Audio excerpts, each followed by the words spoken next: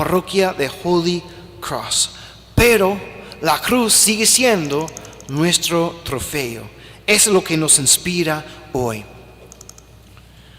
We want, dear brothers and sisters, to be able to do what that bishop did.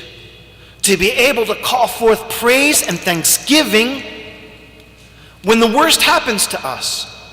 To be able to show to our enemies that, in fact, they do not have the last word, that God does. And we take that by whatever means is used against us.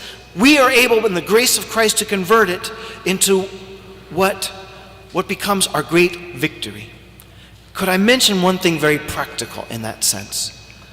I want to give a practical can become a victory for our laziness, or it could be a victory for our Lord, depending on how we confront that first minute.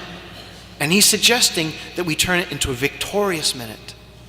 I mean, if we hit the snooze button, we have already lost the very first battle of the day because we turned over. Like so many young people with a little bit of anxiety and depression.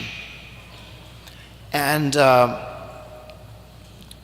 she told a story about a young man who struggled with this same thing with so many young people, especially in our area.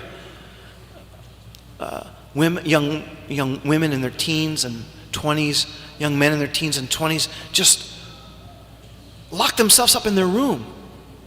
And sometimes there's help available.